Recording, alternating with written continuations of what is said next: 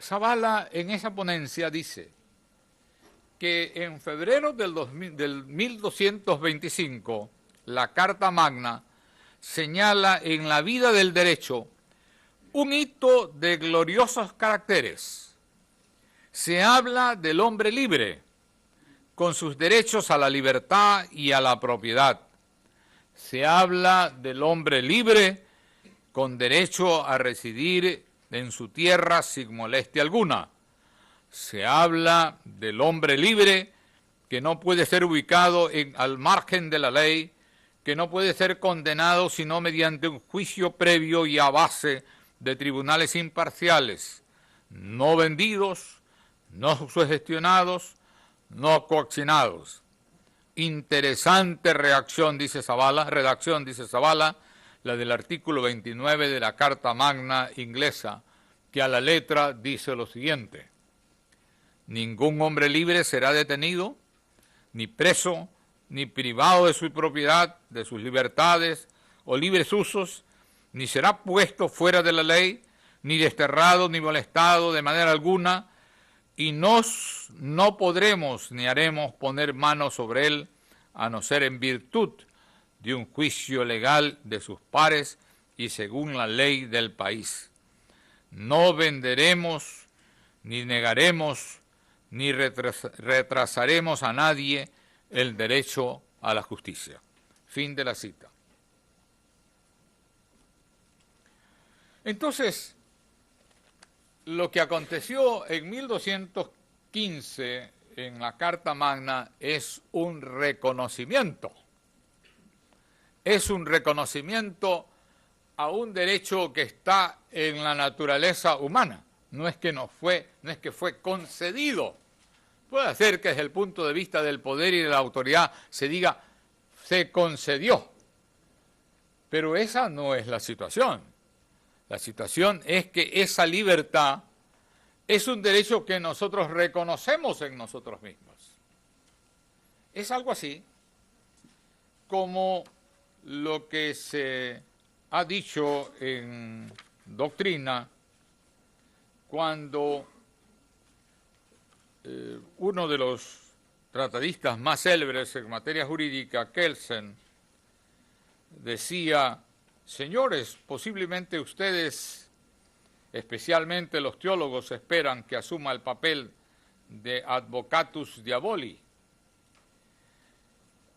Se equivocan, estoy decidido a intervenir como abogado de Dios, advocatus Dei. Si existe un derecho natural,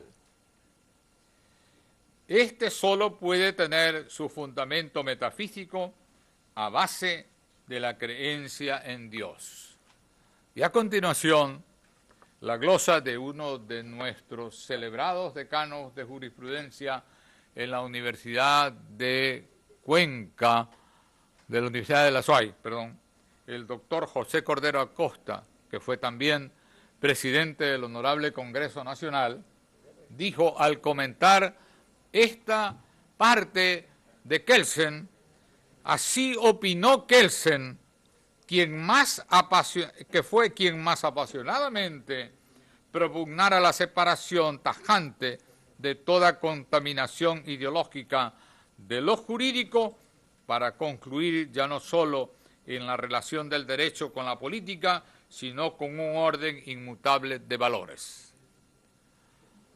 O sea, Cordero, glosando a Kelsen, en la cita que acabo de traerles, hace este reconocimiento de lo que significaba, y más valor todavía, profesor, si Kelsen era el valor ideológico, inclusive del derecho, que tanta significación también tiene para nosotros. Pero en este recuento histórico, que naturalmente es un repaso bibliográfico,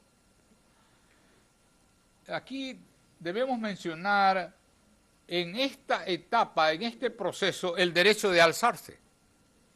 Y estoy hablando de pleno medioevo, no estoy hablando de una etapa más reciente.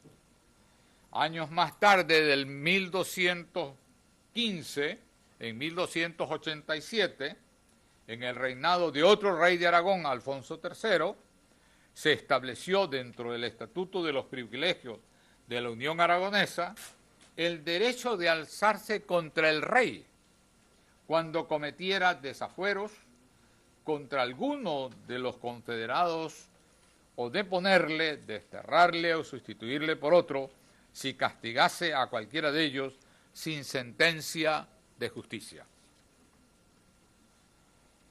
Y en ese punto habría sí que significar que estamos todavía hablando de un privilegio para aquellas personas que eran reconocidos dentro de las diversas categorías que el régimen feudal podía considerarlos como dignos de una protección.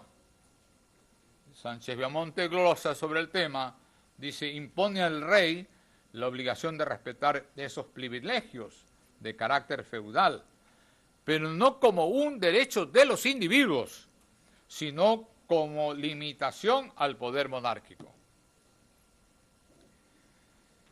Solo en el año de 1679 dase la garantía. Hasta aquí hemos hablado del derecho. En la Carta Magna se reconoce la libertad como un derecho. Los otros como unas defensas de privilegios. Pero en el año de 1679, entonces se introduce la garantía, porque no basta, y esto lo sabemos nosotros, no basta tener el derecho. Necesitamos siempre el camino para que ese derecho sea respetado. Parte de nuestro reto, del que nos corresponde a nosotros los que estudiamos derecho, es justamente eso. Cuando hay la ruptura del derecho, cuando no se nos quiere reconocer el derecho, necesitamos de un camino hábil que sea realmente útil para que la sociedad me permita a mí reestructurar el derecho partido. Algo así como el cristal que se cae, recojo sus partes y las recompongo.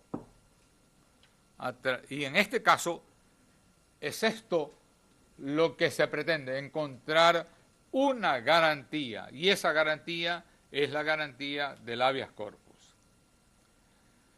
Pero cuando hablamos de esta garantía del habeas corpus, hay que tomar en consideración que en cierta forma y en el pensamiento del derecho inglés o de la sociedad inglesa, estaba la idea de que había una lucha que se había mantenido en la historia de la humanidad, de una lucha que venía de un derecho reconocido a un derecho que tenía que ser garantizado. Y esto es entonces lo que consagra la ley en 1679. Sánchez Viamonte, en su ensayo incorporado en la enciclopedia Omeva, hace notar, eso sí, que parecería que el derecho que se trata de garantizar es el derecho de la libertad corporal.